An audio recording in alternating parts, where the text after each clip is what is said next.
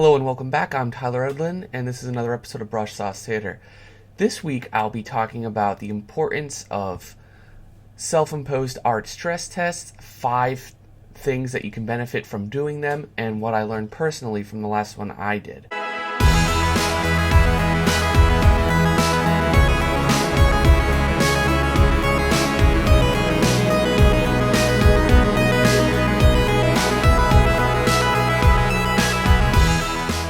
Alright, so those of you that follow me regularly probably saw some of the series of work that I posted earlier this term from The Legend of Zelda Breath of the Wild. And yeah, basically this was what I would call my self-imposed art stress test. And what do I mean by that? I mean, sometimes it's good to, as artists and as creators to really kind of test out what we're made of. And if we don't have the restraints of client work and immediate deadlines, it's hard to really feel that out. So that's why I feel personally this is great for those that are looking to get client work, those who are about to kind of take that leap into the professional setting. You'll really need a lot to kind of gauge, so you'll know how long something takes you, et cetera, et cetera. And so that's why I kind of did this. I wanted to really kind of figure out, where I kind of stand, and that kind of comes along the 5 benefits of doing these. And the first, and that is the first one in a nutshell, is it's to give you a solid gauge on where you stand, and that's in regards to skill, that's in regards to time, and all that. So what I did with this was I was like, all right, I'm gonna do one Zelda inspired image per week.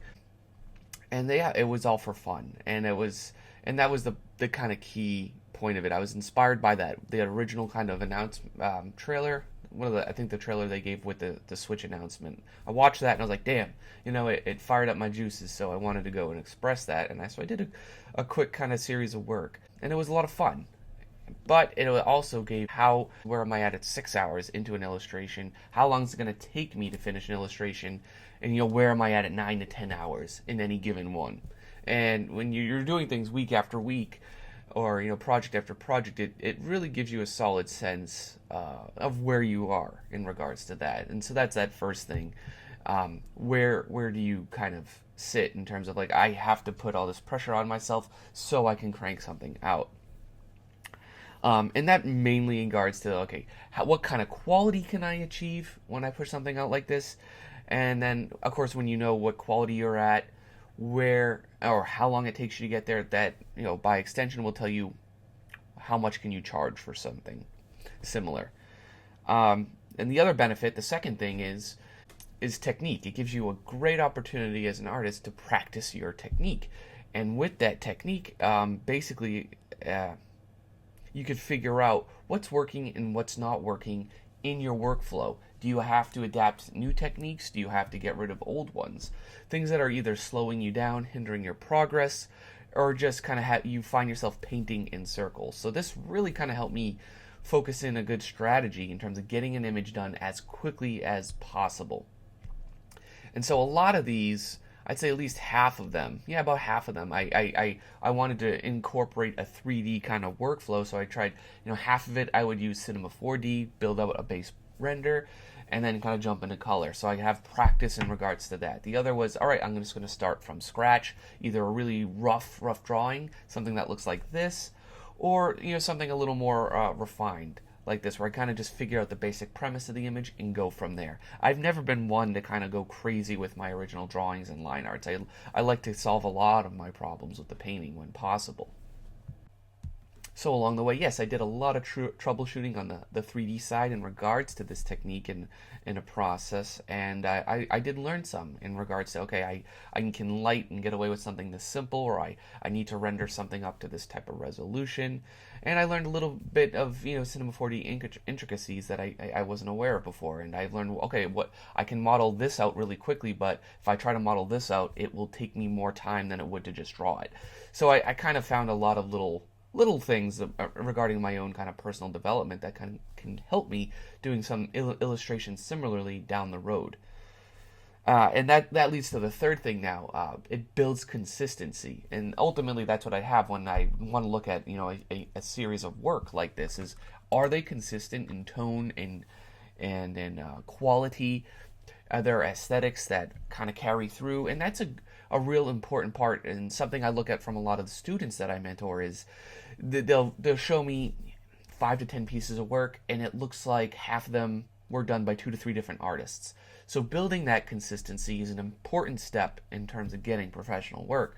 And so kind of taking on a personal kind of stress test. Okay, I'm going to either do one image and it's going to have like 5 characters in it, or I'm going to do 6 images with 1 character in it. Whatever you declare for yourself as your stress test, it's to just follow it through, because then you're constantly just working it out. And in this case, as you can see, I tried a variety of subject matters. Well, technically it's all Zelda, but I tried, different characters, different camera angles, open shots, close shots, interiors, things with architecture, things with man-made. I tried to basically, within a small series of images, yield as much variety from them as I possibly could within my time frame. And that kind of helped me, if any at all, get out of your comfort zone, which is another benefit of this, is that when you're doing things that you're already doing consistently, can you tackle some new subject matter or themes and keep that consistency flowing through them? It's an important part, of anyone's development, and something that you should know whether you can do or not. Now, the fourth thing is kind of...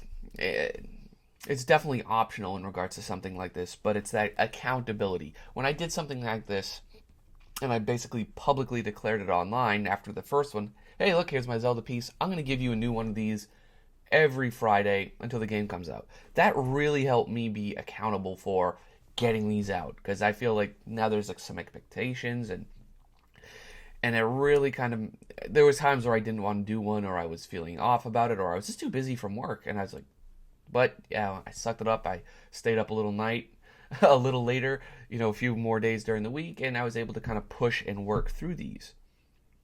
And so it's good if you're already participating in social kind of art groups online, or within Facebook, or within QBrush, whatever site you're kind of participating with, or if you even have friends or family, just publicly declare to them, hey, look, I'm going to give you, or I'm going to show you something like this in a week of time, or in 2 weeks of time. If it's a single image or multiple images, you have to give yourself that deadline, so you'll have to get it done. I say it was optional, but it really is important in terms of following things through in regard to something like this. So that's the fourth real kind of benefit that we can get out of this. And I've really never kind of done something like that. I've heard advice from other artists that, if you want to hold yourself accountable, you gotta tell other people and make sure that they know that you're gonna deliver something like that. And so no matter what size following, no matter how many friends, just get the word out there.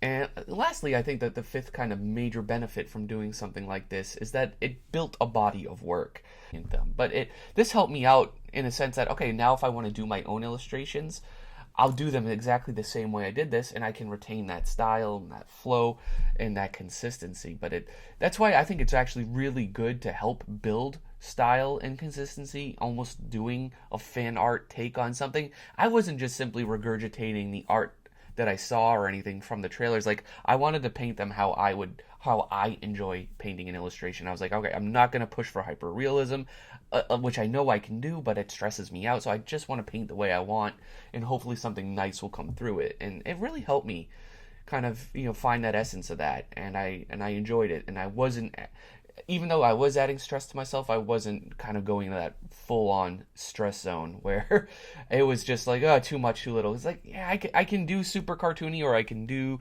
super realism, but honestly, this is somewhere, if I were to gauge this project, it's somewhere kind of in the middle, very illustrative, and I like that aspect of it, and it kind of helped me discover that. It's like, because honestly, doing full-on realism for me, it feels like, someone's pulling a teeth. It's just like, a little uncomfortable. I can do it, but I honestly, now that I've done otherwise, I'd rather not. And so it kind of helped me learn. Doing something like this helps you learn a lot about yourself, basically. And it helps you definitely find a style as a byproduct. That's a common question you can see a lot of artists ask around out there. It's like, well, how do I find a style? Or I like your style. How did you get there? It's just repetition, doing a lot of work. I saw Breath of the Wild what it was. I wasn't trying to paint Breath of the Wild as Breath of the Wild style. I was just trying to paint Breath of the Wild as I see it. and that's what kind of helped me. So it was really fun. I enjoyed it, and I encourage a lot of you that are kind of getting at that level where you're doing a lot of work, but you want to keep pushing things a little further.